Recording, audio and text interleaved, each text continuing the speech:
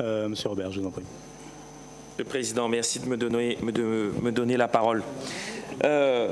Concernant le développement durable, je ne vais pas reprendre tout ce qu'a dit le collègue Huguette Bello à l'instant. Je partage son intervention. Moi, je voudrais m'arrêter uniquement sur un seul sujet. C'est le sujet de la carrière de Bois Blanc. Vous vous faites défenseur de l'environnement, Monsieur le Président.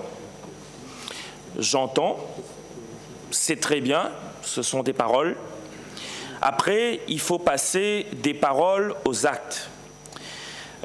Vous savez, comme moi, qu'il y a aujourd'hui plusieurs rapports qui décrit le site de Bois Blanc comme un site impropre à fournir de la roche de qualité pour la nouvelle route du littoral.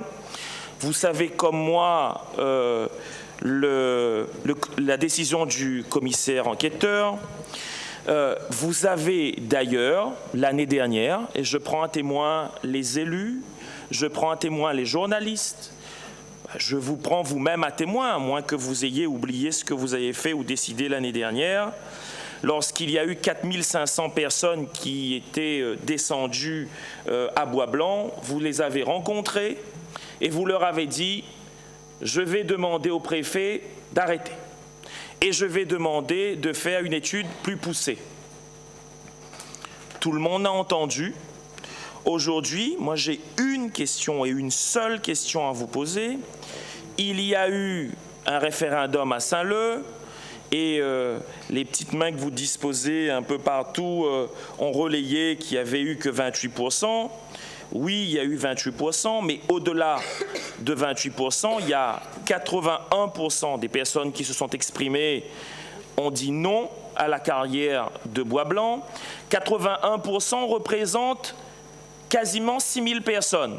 La dernière fois, vous avez eu 4500 à Bois Blanc, vous vous êtes rétracté immédiatement en disant « je demande au préfet de retirer ».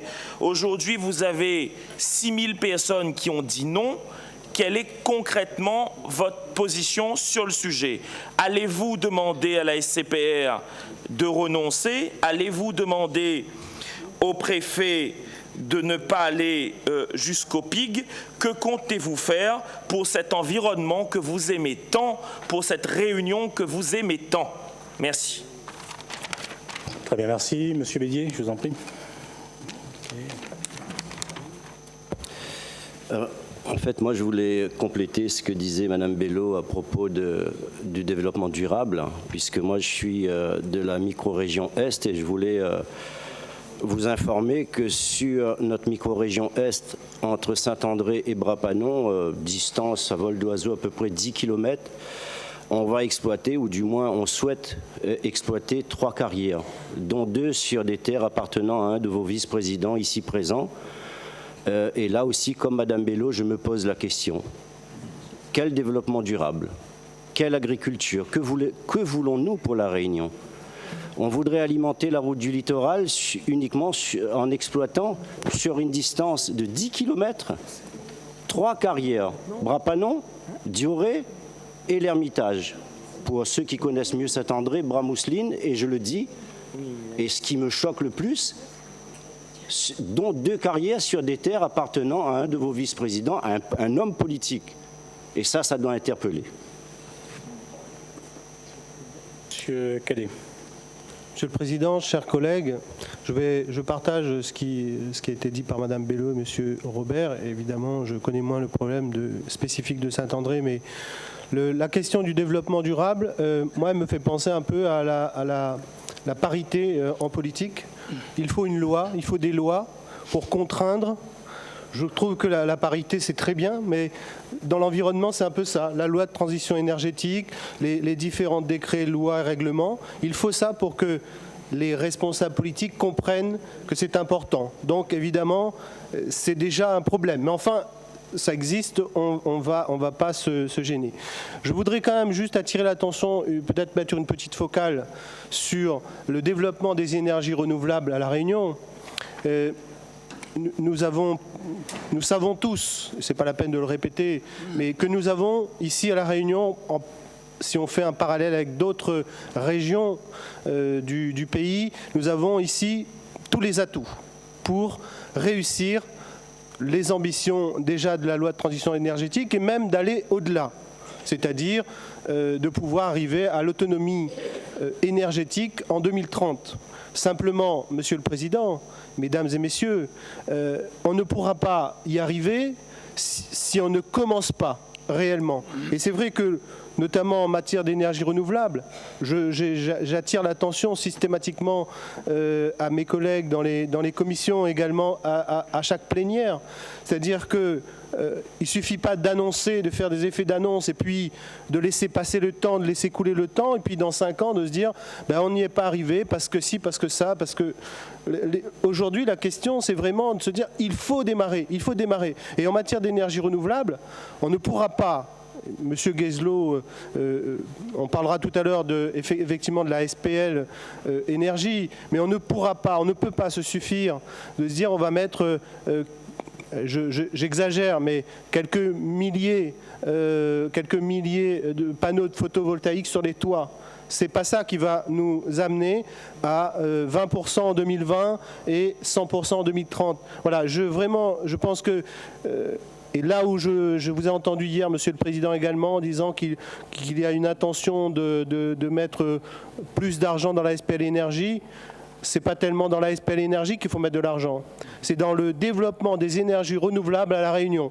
Et effectivement, là, je suis d'accord avec vous, il faut beaucoup plus de moyens pour pouvoir atteindre les objectifs que nous partageons tous et que vous avez précisés pendant votre campagne. Merci. Très bien, merci beaucoup. Enfin, je fais juste une proposition.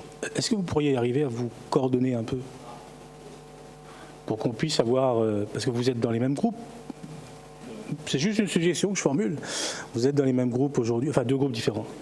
Parce que si chacun d'entre vous, à chaque fois sur chacun des sujets, vous prenez la parole, mais c'est vrai que la parole est libre. Je vous en prie, Madame Nameneza. Alors, dans ce rapport qui nous a été soumis, même s'il n'est pas au vote, mais il est quand même à débat, donc, la région présente les actions qu'elle mène en matière de développement durable. Pour mettre en œuvre sa politique en la matière, le rapport évoque d'entrée l'existence de cet levier qu'il compte actionner pour mener à bien sa politique. Et comme levier, ce rapport indique la programmation pluriannuelle de l'énergie, le schéma régional des transports et des infrastructures et le SAR. Alors, si la région compte s'appuyer sur ces documents pour être des leviers au développement durable, autant dire qu'il ne se passera pas grand-chose. En effet, donc, si la PPE est un levier, cette dernière indique que 2/3 de la consommation d'énergie à La Réunion est liée au transport et que 99% de cette énergie, c'est du fossile qu'on importe. Elle indique aussi que le plus gros travail repose donc sur la politique des transports si on veut atteindre l'autonomie énergétique en 2030. Sauf que la PPE ne prévoit rien sur le sujet, si ce n'est de dire qu'il faut habituer les Réunionnais à prendre le transport collectif qui n'existe pas ou qui existe peu. De plus, dans cette programmation pluriannuelle de l'énergie, la région se fixe comme objectif l'autonomie électrique en 2030 et renonce donc à l'autonomie énergétique, possible en fait que grâce à un train qui a été mis à la poubelle. Donc, quant au SRIT, tout le monde sait ici que ceux qui l'ont élaboré ont commis l'erreur de ne pas lui donner une valeur juridique pour exister réellement. Comment dès lors imposer le respect de ce qu'il énonce quand on sait qu'il n'a pas de valeur réglementaire?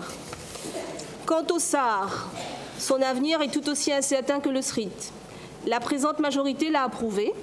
Aujourd'hui, une partie de cette même majorité le modifie depuis 2 ans. Il est aussi en passe de rentrer en révision et dans le même temps de subir une expérimentation. Tout ça pendant qu'une autre partie de cette même majorité souhaite le mettre à la poubelle. Pour faire plus juste, la région devrait produire un rapport des actions qu'elle mène à l'encontre de l'environnement.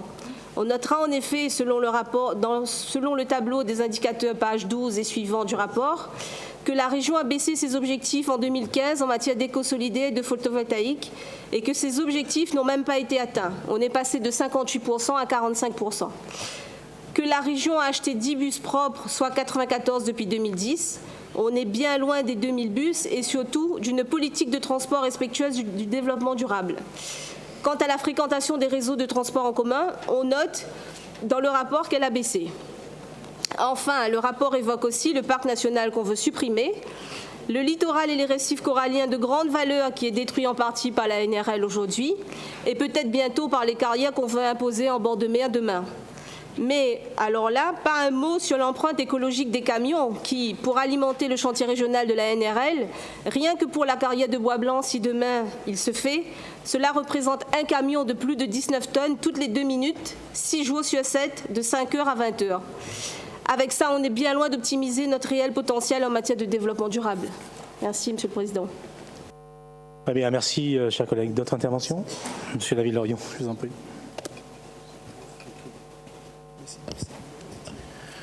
Bonjour à tous. Je voudrais faire une intervention qui est pas tellement polémique, mais pour vous dire simplement, quelquefois, les arguments peuvent être difficiles pour vous.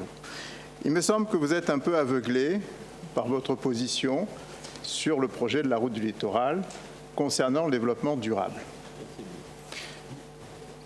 Dans la nuit des temps, on a construit des maisons en faisant des carrières, en prenant évidemment des matériaux qui étaient dans le sous-sol et dans les sols, que ce soit en France métropolitaine, ou que ce soit en Italie, ou que ce soit dans n'importe quel pays du monde. On construit avec des pierres. Ces pierres sont détachées de la structure interne de la terre, que ce soit du calcaire, que ce soit du granit, que ce soit du basalte. On découpe de la pierre dans les matériaux qui appartiennent à la terre, et ces matériaux servent évidemment dans la construction des maisons, mais servent aussi à la construction des routes. Ça s'est toujours passé comme ça. On ne sort pas des matériaux ailleurs que dans la structure de la terre. Qu'on le fasse à La Réunion ne devrait pas vous choquer, puisque c'est l'origine naturelle des matériaux. La grande difficulté qu'il y a à La Réunion, et là où je pense que vous vous trompez, c'est jusqu'à maintenant, les matériaux qu'on prélevait pour faire du ciment, pour faire des routes et pour faire des maisons, ces matériaux étaient prélevés dans le cours d'eau des rivières. C'était des alluvions. Fort heureusement, la loi a mis fin au prélèvement, gratuit la plupart du temps, d'alluvions dans le cours des lits des rivières. Pour une raison toute simple, c'est qu'à force de prélever dans le lit des rivières, le niveau général des rivières s'abaisse. C'est la raison principale de l'affaissement du pont de la rivière Saint-Étienne. C'est la raison principale de l'affaissement des piliers de pont de la rivière des Galets. C'est la raison principale du déchaussement des ponts de la rivière des Marsouins et de la rivière des Roches. Continuer à prélever des matériaux dans le lit des rivières, ça serait la plus grande catastrophe écologique de La Réunion. Parce que non seulement on détruit tous les milieux de frayère de tout l'écosystème fluvial de La Réunion, mais en plus on détruit tous les ouvrages qui existent évidemment dans les grands fleuves de La Réunion, tous les milieux humides. Quelle est, d'après vous, la solution de ne plus prélever des alluvions les plus nobles, les plus simples, dans le lit des rivières? Ça a été pendant un moment de les prélever juste à côté, sur les cônes de déjection torrentielle morts. Pierrefonds, la rivière des Galets, cône de déjection de la rivière des Galets, la rivière du Mât, et on a creusé en faisant des gruyères à des profondeurs inacceptables quelquefois, qu'on ne sait pas remblayer. Et on continue à le faire aujourd'hui. Mais ces matériaux ne sont pas renouvelables. Une fois que vous avez prélevé ces bons matériaux, il n'y en aura plus. Ces matériaux pas chers que vous allez prélever dans la rivière, que ce soit le cône de déjection torrentielle ou que ce soit dans la rivière à écoulement, ces matériaux, ils vont disparaître. quelle est votre seule solution? Quelle est notre seule solution à La Réunion pour avoir des matériaux? Non pas parce que vous êtes aveuglés là par ce problème de la route des Tamarins, mais simplement pour notre approvisionnement en matériaux solides, comme l'eau. Les roches sont la deuxième source la plus importante concernant la construction de La Réunion, l'eau et les roches. Il faudra à un moment donné, qu'on le veuille ou pas, dans un accord commun, ouvrir des carrières. Alors, on peut discuter sur la qualité de la carrière. Et bien évidemment, chacun peut avoir un avis sur la qualité de la carrière.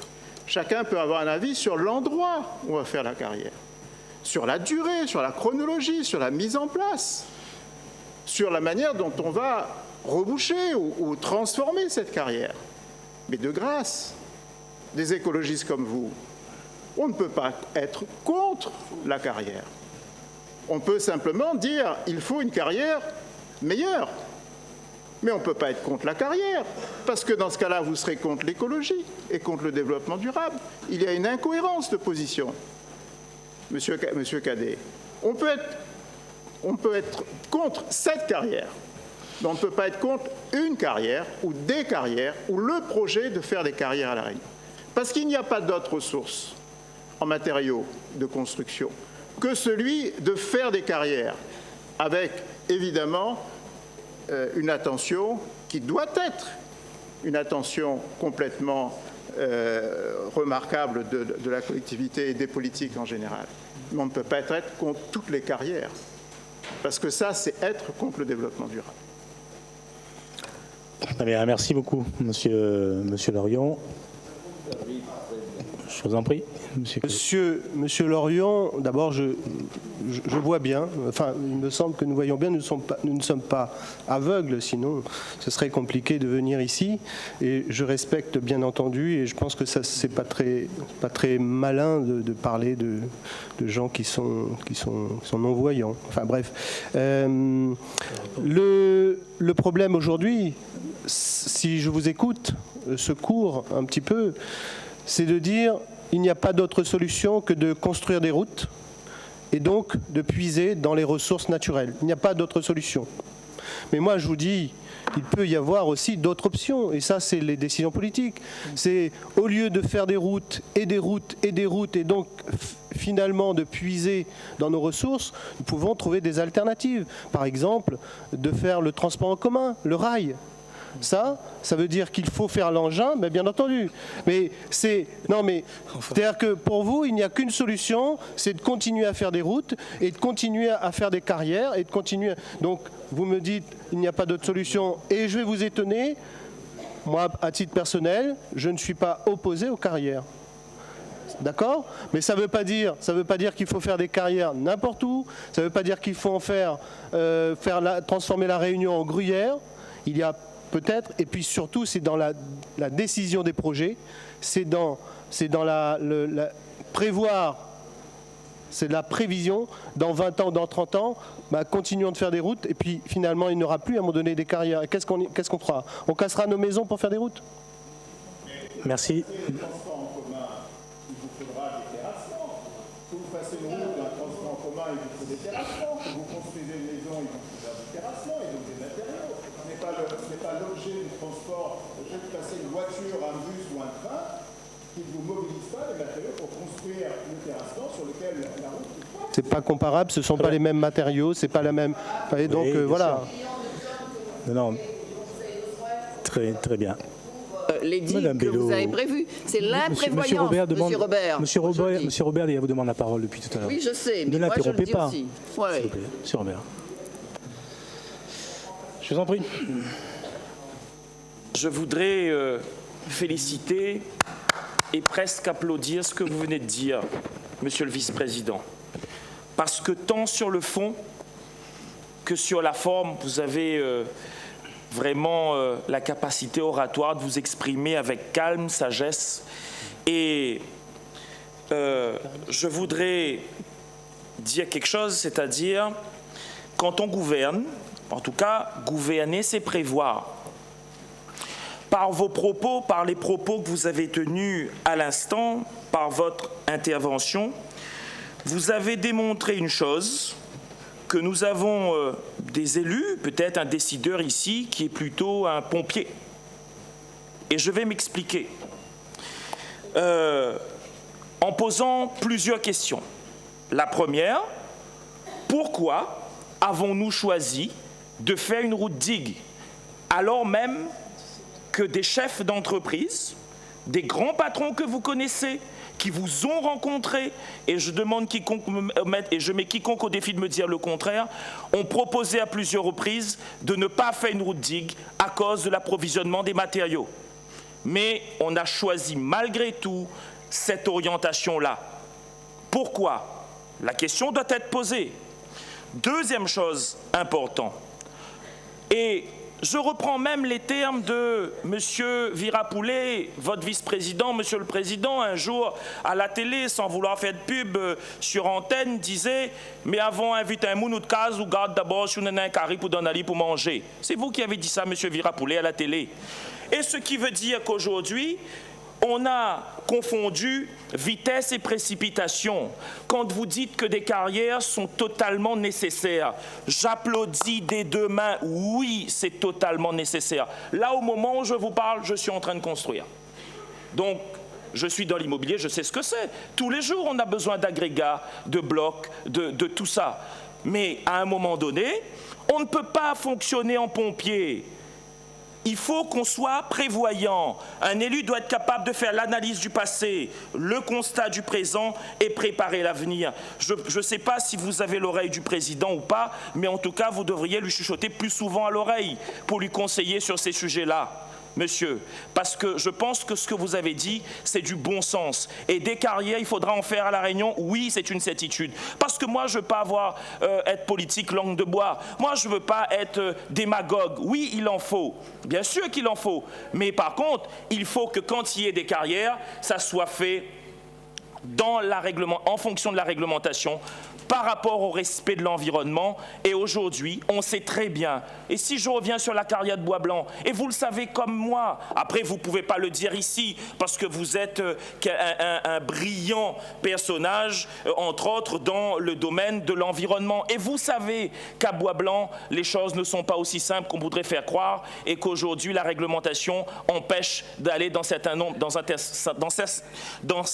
sens. Et donc, pour tout ça, j'ai entendu votre intervention et je sais que le président a envie d'écouter cette séance aujourd'hui, mais je pense que quand on est là, c'est aussi pour éclairer la population et dire les choses telles que l'on pense, et surtout lorsqu'il y a des choses erronées qui sont dites et en tout cas pas claires, et ben je prends la parole. En tout cas, merci.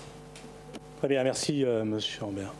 Juste une remarque, je ne cherche pas à écourter la séance. Je cherche simplement à éviter que nous ne répétions de manière répétitive ce qui se dit dans cette enceinte, ce qui se dit à l'extérieur, de manière mécanique et continue, toujours sur les mêmes sujets, toujours de la même manière, toujours sous le même angle.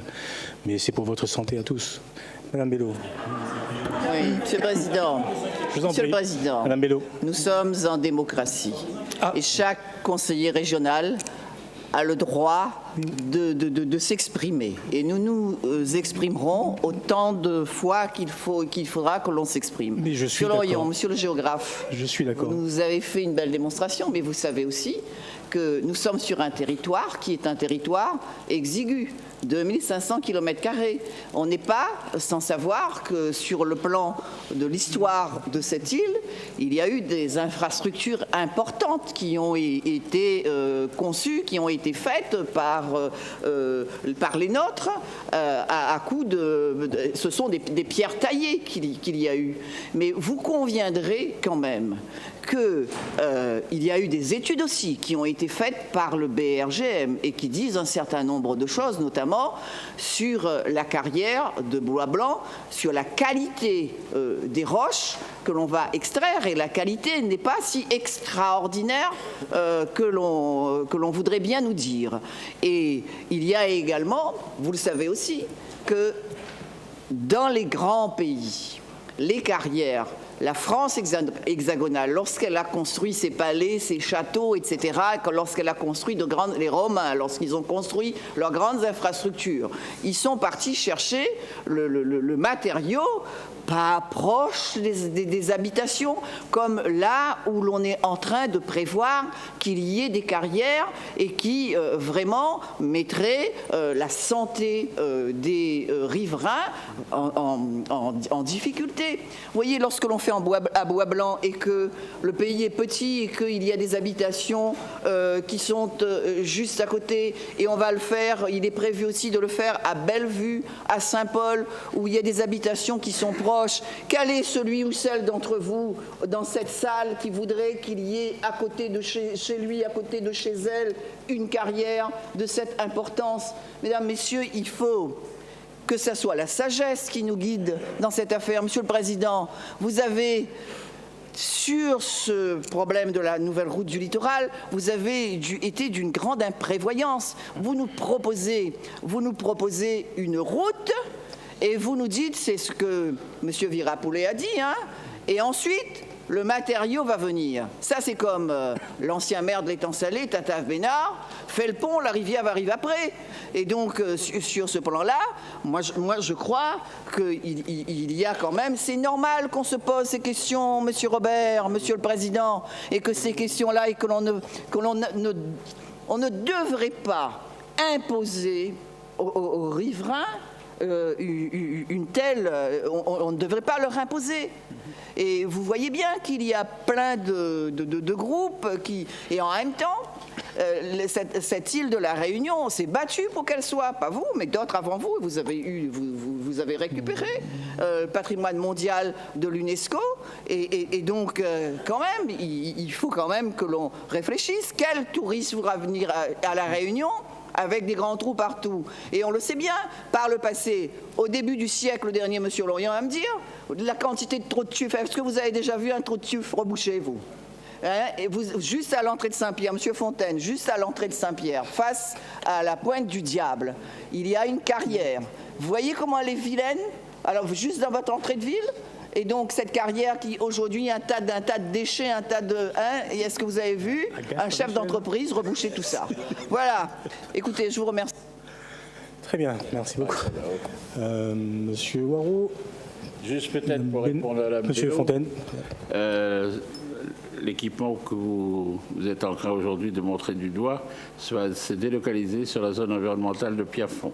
Et il y aura un très bel équipement d'ailleurs qui va remplacer l'emplacement. Voilà. Très bien, merci Monsieur Fontaine. Monsieur Waro, vous avez la parole. Oui, Monsieur le Président, puisqu'on est dans le débat du développement durable, je me permets d'intervenir maintenant. Je vais changer de sujet puisque je vais parler du traitement des déchets. Alors moi, je souhaiterais intervenir sur ce dossier dont les conséquences sont extrêmement importantes pour l'avenir de notre île et de notre population, et nous en sommes tous conscients. Alors les enjeux dont nous parlons sont tels qu'ils doivent être considérés sans aucune forme d'idéologie ni de parti pris. Cela d'autant plus que nous avons, sur le dossier de la gestion des déchets, déjà perdu beaucoup de temps.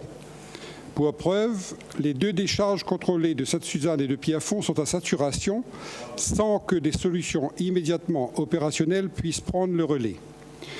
Nous sommes en effet tous d'accord sur les principes sur lesquels nous devons sans plus attendre mettre en œuvre des dispositions qui nous permettront d'une part de diminuer significativement notre production de nos déchets et d'autre part de ne plus enfouir, comme c'est le cas aujourd'hui, les déchets finaux non recyclables. Je prends acte avec l'intérêt des orientations prises dans cette affaire, orientations qui privilégient le tri et le recyclage et qui s'inscrivent pleinement dans les principes du Grenelle de l'environnement.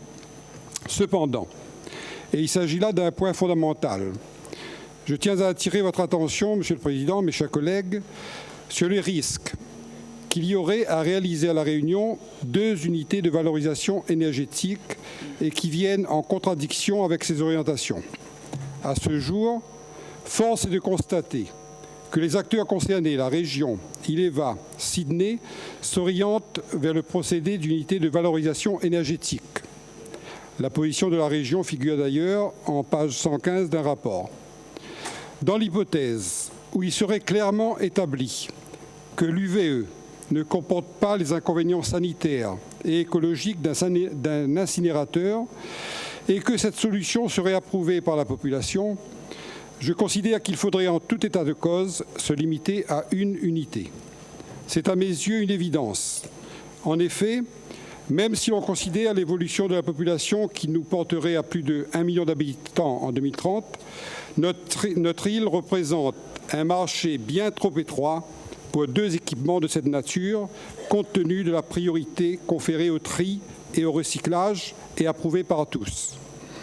Si 2 usines devaient un jour cohabiter sur l'île, l'on assistera fatalement à une course à la rentabilité. L'effet pervers en sera un appel à la production croissante de déchets au détriment du tri et du recyclage. De plus, ce type d'équipement appelle des investissements considérables qui impacteront fortement les fonds européens et qui ne sauraient être supportés par les collectivités en charge de ce dossier. La réalisation de 2 UVE consisterait, à mon avis, une erreur, tant sur le plan financier qu'écologique pour la Réunion.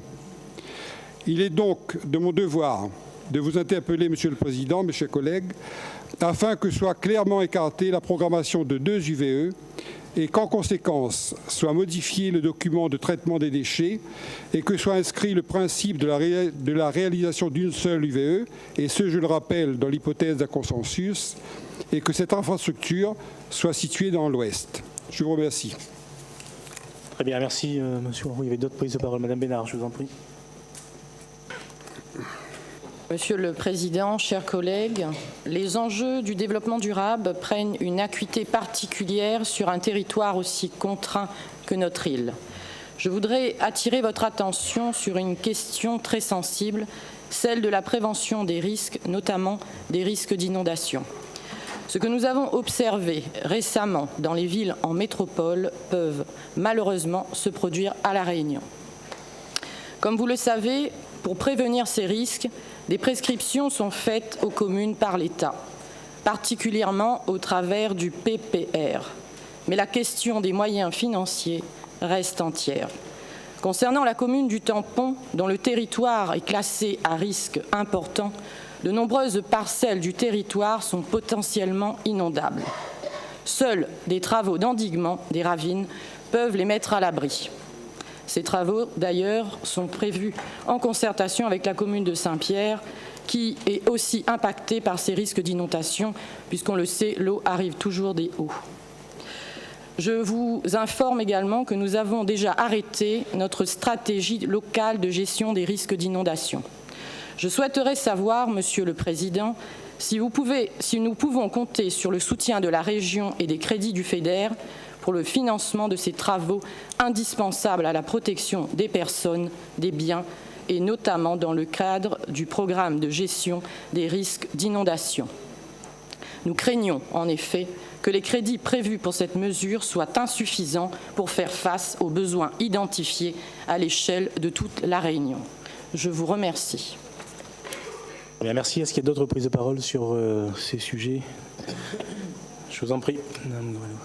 Oui, Monsieur le Président, merci de me donner la parole. Je profite de l'intervention de notre collègue Jacquet Waro, justement pour insister sur les 2 centres d'enfouissement, celui de Saint-Étienne et de Sainte-Suzanne, qui arrivent à saturation. Dans le cadre de l'étude que vous allez faire sur le plan régional pour l'élimination des déchets, je voudrais savoir si vous avez prévu un plan de travail avec les établissements publics concernés, les intercommunalités concernées, à savoir le TCO, la Civis et la CASUD, également ILEVA, et aussi avec le département qui a la compétence pour les déchets ménagers et assimilés. Est-ce que dans votre plan, il y a aussi un plan, c'est vrai, de stratégie qui concerne également la partie financière? Est-ce que nous allons prendre connaissance de ce plan dans le courant de cette année ou en 2020? 2017. Je pense qu'il y a urgence puisque Pierrefonds devait s'arrêter en 2015. Il y a une autorisation jusqu'en 2018. Je ne sais pas si le président de la Civis me rejoint à ce sujet, mais je pense qu'il y a urgence d'une intervention pour qu'on règle une bonne fois pour toutes ce problème qui devient récurrent et qui menace aussi la santé publique. Et là, je pense que la collègue de l'étang salé va me rejoindre puisque les mauvaises odeurs de Saint-Étienne arrivent jusqu'à l'étang salé, voire les avirons. Est-ce que dans ce plan, vous allez nous préciser quelles seront les relations de travail et de partenariat qui seront mises en place avec les communes concernées et les EPCI et aussi la collectivité départementale? Je vous remercie. Bien, merci beaucoup. Est-ce qu'il y a d'autres... Est-ce qu'on intervient sur le plan? C'est maintenant? Je t'en prie. Bon. Je crois que depuis ce matin, on parle beaucoup des déchets. Et j'entends beaucoup de choses. Mais je crois que lorsqu'on parle des déchets à l'île de la Réunion, il ne faut ni se prendre pour Nicolas, ni pour Pimprenel. On n'est pas là, bien entendu, pour balancer du sable, pour faire endormir les gens ou pour les faire rêver. Si vous prenez Pierrefonds, puisque notre collègue Virginie nous parlait de Pierrefonds, depuis 30 ans sont enfuis à Pierrefonds 5 millions de tonnes. Ce qui est considérable, et c'est 40 hectares qui sont condamnés pour près de 50 ans. La remise en état va coûter à Ileva, et M. Jacquet le sait très bien, pratiquement 3 millions d'euros. Nous avons englouti dans Pierrefonds, en même temps que les déchets, 185 millions d'euros depuis 30 ans. C'est vrai qu'on parle des centrales ACSR, mais ce n'est pas une agression, mon cher collègue. Je pense que la COP21 représentait 195 pays. Je pense que les Allemands sont très soucieux de la santé de la population, ainsi que les Autrichiens, ainsi que les Finlandais, ainsi que les Danois. On peut parler de l'île d'Hawaï, on peut parler des Baléares, des Canaries, des Açores. Je crois que là aussi, ils sont très soucieux de leur population. Et je sais que sans arrêt, on parle de San Francisco. Alors, je voudrais que vous regardiez un petit peu ce qui s'y passe. La Réunion, nous produisons à peu près 500 000 tonnes. San Francisco, c'est pratiquement le même nombre d'habitants que la Réunion, 850 000. Vous savez quelle est la production? 1 800 000 tonnes. La valorisation à la Réunion est de 43%. La valorisation en Europe est de 60% et en France à 68%. Le soi-disant zéro déchet de San Francisco, c'est 72%. Ce n'est pas 100%, c'est 72%. Pour arriver à 100, il reste encore 28. Alors faites un petit total des 500 000 tonnes de la Réunion en mettant en place les mesures de San Francisco. Je vais peut-être vous les dire, si vous voulez, vous verrez si c'est adaptable au département de la Réunion. Ça signifierait qu'il y aurait tous les ans encore à enfuir 130 000 tonnes à la Réunion. 130 000 tonnes. Avec tous les dangers que cela entraîne. Alors si je prends ces 130 000 tonnes, je vais dire quand même ce que la COP21 vous disait, entre le choix, entre ce que vous appelez l'incinération et l'enfouissement, ces 195 pays ont choisi l'incinération. Mais pas le type d'incinérateur que vous dites, mais une centrale thermique à production électrique à partir de ça. Ce n'est pas des ordures ménagères, ça. C'est ce qu'on appelle le CSR, dans lequel on a enlevé tout ce qui était manifestement polluant. Et je suis d'accord avec vous, ce qui reste, c'est les réfiums. Et les réfiums, il y a le problème, c'est qu'on peut uniquement les enfuir en France métropolitaine, puisqu'il n'y a pas à La Réunion, effectivement, la possibilité de les enfuir. Et là, je dis, Monsieur le Président, Si vous voulez que ça coûte le moins cher, en tout cas à la population, c'est d'avoir un centre d'enfouissement de catégorie 1 permettant d'enfouir les réfiams. Après, j'entends énormément de choses, mais je voudrais dire, il faut faire comprendre aux gens, même si on trie un maximum, et qui c'est qui trie? Il faut aller jusqu'au bout. Ce sont les petites mains que vous appelez. Les petites mains, c'est qui? Ce sont les emplois aidés. Il faudrait, aujourd'hui, il y a 500 personnes qui travaillent sur tout le territoire de La Réunion, dans le centre de tri et dans, bien entendu, médiateur de l'environnement. Il faudrait multiplier par 3. Qu'est-ce que vous leur dites au bout de 2 ans et qui paye? Et à quoi ça aboutit? À même pas le niveau de San Francisco, c'est-à-dire que de toute façon, il vous restera une quantité à enfuir. Ça aussi, il faut le dire. Et je pense qu'à un moment donné, il faut arrêter aussi à se faire peur. Le gros problème aujourd'hui, ce n'est plus les centrales thermiques qui vont produire de l'électricité à base de CSR. Et je m'étonne aujourd'hui qu'on ne s'élève pas contre les centrales qui utilisent du charbon sur le territoire de La Réunion ou du fioul lourd sur le territoire de La Réunion qui produisent quoi? Ce que vous redoutez, que nous redoutons tous, du dioxyde. Alors que les centrales à CSR aujourd'hui ne produisent plus de dioxyde. Ils produisent des réfiums. Et le problème après, c'est de les enfuir, ces réfiums, ou de les traiter, comme l'a proposé M. le Président hier, à travers une torche à plasma. Sauf qu'il y a un coût effectivement important. Donc je veux dire qu'il faut tout dire à la population. Mais il ne faut surtout pas dire à la population que nous avons la solution miracle, nous allons tout trier, vous verrez, nous n'avons plus rien à enfuir, et que nous allons continuer comme ça, parce que ça, c'est ce qui nous a endormis pendant 20 ans. Je ne souhaiterais pas que le problème des déchets soit encore endormi pendant 20 ans supplémentaires. Merci beaucoup, M. Fontaine, de cette particulièrement claire explication. M. Cadet, vous souhaitez intervenir? M. Cadet, vous souhaitez intervenir? Je ne sais pas si c'est maintenant le débat sur les déchets ou tout à l'heure. Vous l'avez démarré. Donc, alors, je peux peut-être donner quelques éléments, justement, parce que, comme nous tous, je suis bien sûr soucieux de ce problème. Personne ne nie qu'aujourd'hui il y a un souci, je le disais tout à l'heure. Voilà. Évidemment, l'idée c'est de trouver des solutions. Je pense que, M. Fontaine, vous avez raison, il n'y a pas une solution unique. Donc, évidemment, mais pour autant, il ne faut pas non plus... c'est ce qui a été fait pendant quelques années, puisque il y a 10 ans, il y avait eu à La Réunion l'instance locale de concertation sur la question des déchets, et notamment des spécialistes étaient venus pour, il y a 10 ans, parler, vanter la pureté des incinérateurs. Les élus du département du Conseil général à l'époque ont fait marche arrière, et tant mieux. Et ensuite, il faut aussi regarder la sémantique.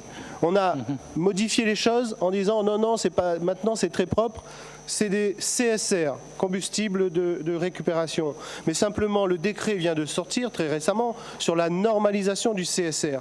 Et quand vous dites qu'il n'y a rien, enfin, on pourrait en manger, eh bien, dans le CSR, il y a 5 seuils, d'accord? Il y a 5 seuils. 1, 2, 3, 4, 5. Effectivement, si on arrive à faire que du 1, 2, 3, pas de problème. Mais simplement, ici à La Réunion, on ne va pas pouvoir séparer, être différent des autres. Et donc, dans le CSR, il y a du chlore. Il y a aussi du mercure. Et c'est pour ça que le législateur a classé le CSR. Donc, pourquoi nous prendrions uniquement ce qui est propre et sain? Et vous êtes obligé à un moment donné, et c'est vrai qu'aujourd'hui la question, c'est de se dire, parce que dans le plan, c'est ce qui a été proposé par le département, je ne dis pas ce qui a été adopté par la région, mais 2 unités de valorisation, une de 250 tonnes, une autre de capacité en construction, une autre de 240 tonnes. Avec, dans le plan, nous allons y apporter 180 000 tonnes pour le premier et 140 000 tonnes pour le second. Mais d'abord, ça va coûter extrêmement cher, nous le savons. Mais soyons raisonnables. Si nous faisons, quand je dis extrêmement cher, Monsieur Virapoulet, c'est pas banal. Enfin, je ne sais pas le prix exact, mais c'est quand même très. Je vais essayer de mais supposons comment dire, les 2 unités sont fabriquées avec une capacité maximum de 250 000 tonnes. Pensez-vous que si nous travaillons, comme le précise le Grenelle de l'environnement, tous sur l'économie circulaire, etc., que l'usine ou ceux qui exploitent les 2 usines vont dire 60 000 tonnes, ça nous suffit. Ils vont soit inciter à ce qu'on puisse, à minima, faire tourner les 2 machines à plein, d'accord ? C'est une logique d'entreprise et on ne peut pas la nier. Un entrepreneur ne va pas acheter quelque chose pour le faire fonctionner à moitié et même au tiers. Ça, c'est une première remarque, un premier risque. Le deuxième risque, pour les collectivités, c'est que les entrepreneurs en question vont demander des compensations à ce moment-là. En disant, moi j'ai une usine qui peut fonctionner jusqu'à 140 000 ou 200 000, à ce moment-là vous me donnez que 60 000, donnez-moi une compensation. Monsieur Fontaine parlait de San Francisco, moi je pourrais aussi vous dire, en Suède, il y a des incinérateurs, mais les Suédois sont des gens qui trient beaucoup, qui sont très sobres, et effectivement, la Suède est obligée d'acheter ses déchets aux pays environnants pour faire fonctionner ces usines d'incinération.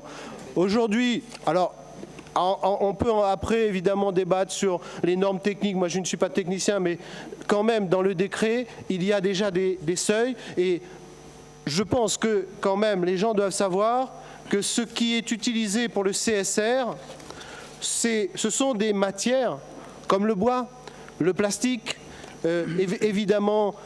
Non, mais ce qui est mélangé dans la poubelle, monsieur. Donc, si le tri en amont n'est pas fait, ensuite, on va prendre ces matières, le bois, le plastique, les pneus. Et donc, effectivement, ce sont des matières que l'on peut trier. Et au lieu de payer pour brûler de la matière, moi, je propose que l'on trie et que l'on paye pour envoyer ces matières vers des centres que l'on va créer, qu'il faut créer, évidemment.